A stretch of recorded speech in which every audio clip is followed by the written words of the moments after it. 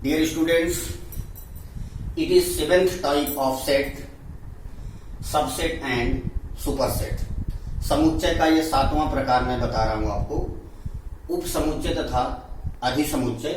Here subsets are mainly two types, proper subset and improper subset, that is उचित उप समुच्चय तथा अनुचित उप समुच्चय। Dear students, the symbol of proper subset is this and the symbol of improper subset is this. Students, आप class 11th में math का एक चैप्टर लीनियर इनइक्वालिटीज पढ़े होंगे। उस चैप्टर में हम लोग दो सिंबल यूज किया करते थे। एक ये सिंबल था और एक इसी के साथ इक्वल साइन भी लगा रहता है। इन्हीं दोनों सिंबल्स का मॉडिफाइड फॉर्म ये दोनों सिंबल्स हमारे सेट थ्योरी में बनते हैं। यह सिंबल प्रॉपर सबसेट को शो करता है जिसमें इक्वल साइन नहीं लगा हुआ है, और अगर इक्वल साइन हम यूज करते हैं तो यह सिंबल हमारे इम्प्रॉपर सबसेट को शो करता है।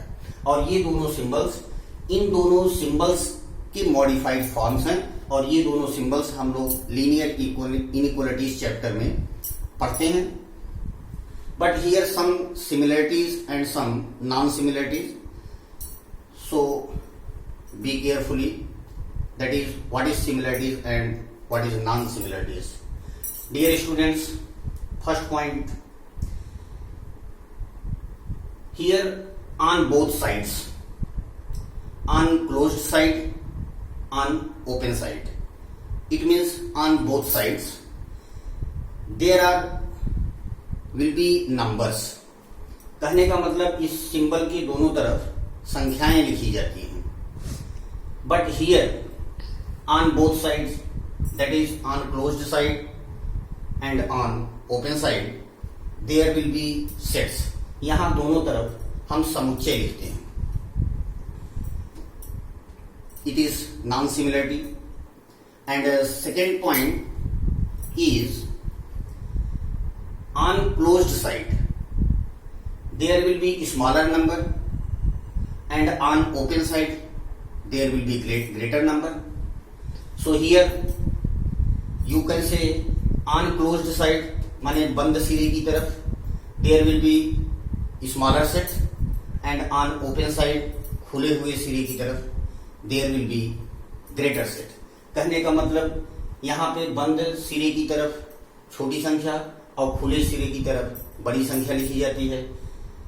यहां भी वही कॉन्सेप्ट है, बंद सिरे की तरफ छोटा सेट और खुले हुए सिरे की तरफ बड़ा सेट लिखना है। तो ये सिमिलरिटी है दोनों सिंबल में। And let us suppose that, जैसे मान लीजिए इस सिंबल की दोनों साइड में हमने एक एक सेट रिप्रेजेंट किया, A and B.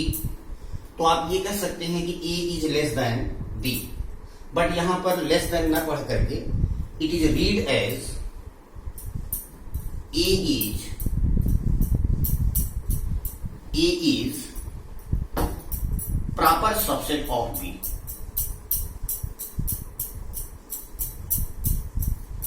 Proper subset of B and it can be also read as B is superset of A। कहने का मतलब इस छोटे सेट को हम सबसेट बोलते हैं और बड़े सेट को सुपरसेट कहते हैं। तो A की तरफ से अगर आप रीड कर रहे हो तो A is proper subset of B। अगर आप B की तरफ से रीड कर रहे हैं तो B is superset of A। जैसे हम लोग वहां पे ऐसे पढ़ते हैं B is greater than A is less then B। तो यहाँ पे less than and greater than आप रीड नहीं करेंगे, आप इसको रीड करते हैं ऐसे, A is proper subset of B and B is proper subset of A। Here इस सिंबल के दोनों तरफ दोनों साइड में अब हम एक एक सेट यूज करते हैं and it is read as A is improper subset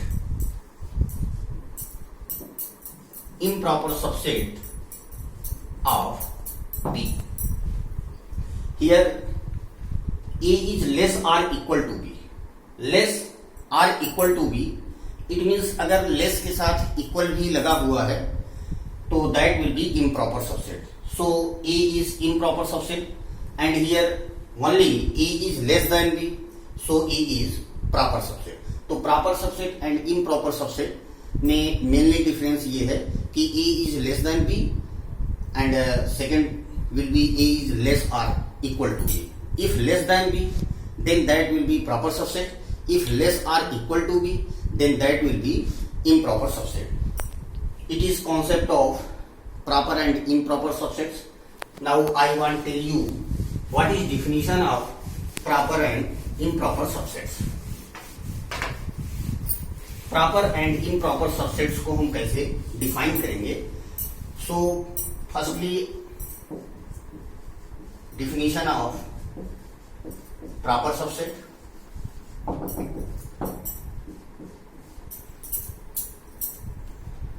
Its definition is as A is proper subset of B is implies that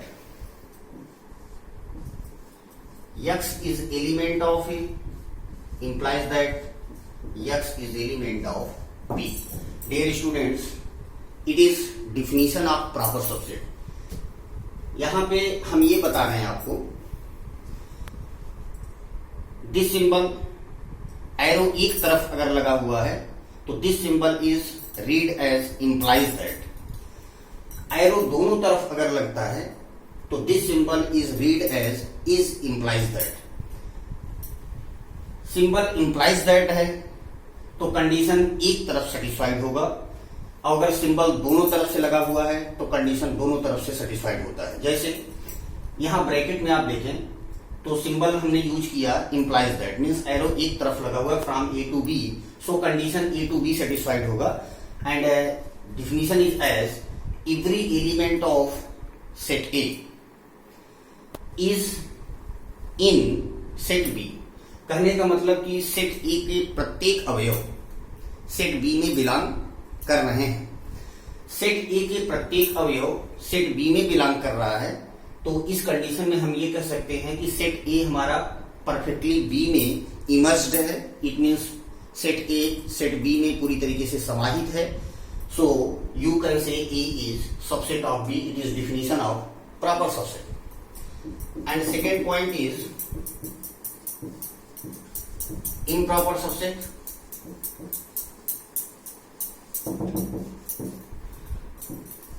A is improper subset of B is implies that X is element of A is implies that X is element of B. Dear students, इस definition में आप bracket में देखें हमने is implies that sign use किया. It means condition हमारा A to B and B to A दोनों तरफ से सेटिस्फाइड होगा. And it is read as every element of set A belongs to B and every element of set B belongs to A. कहने का मतलब set ए के प्रत्येक अवयव सेट बी में होंगे और सेट बी के प्रत्येक अवयव सेट ए में होंगे. कहने का मतलब दोनों सेट के सारे एलिमेंट्स अगर एक दूसरे में बिलोंग करते हैं तो इस कंडीशन में हम सेट ए को सेट बी का इम्प्रॉपर सबसेट बोलते हैं. It means A is improper subset of B. For example,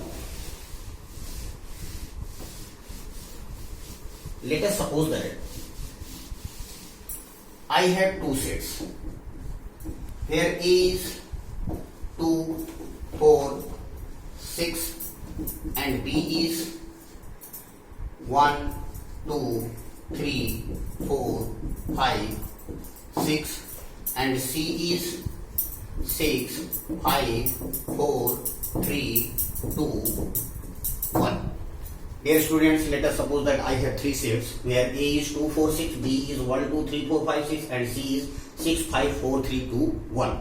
Here you can see that every element of A belongs in B. Set A के तीनों element ये 2, 4, 6 हमारे set B में भी belong कर रहे हैं. 2, 4, 6 it means every element of set A belongs to B. So you can say A is proper subset of B.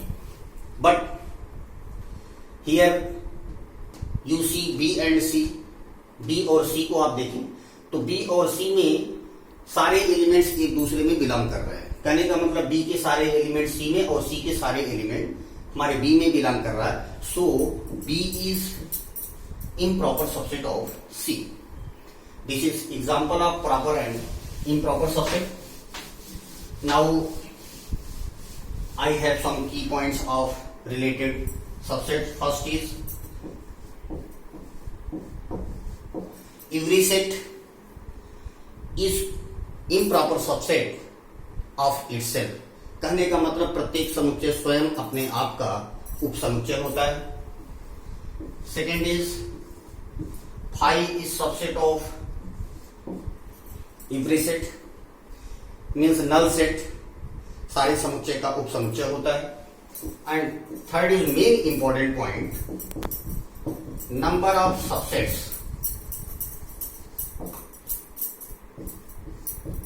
of a finite set is equal to 2 power n, where n is the number of elements. For example, let us suppose that I have a set 1, 2, 3. Here total number of elements is 3. So number of subsets will be equal to the 2 power 3, that is equal to the 8. कहने का मतलब ये जो set A है इसमें total number of subsets 8 होंगे, which can be determined with the help of formula 2 power n, where n is the number of elements. Here 3 key points. First is every set is subset of itself.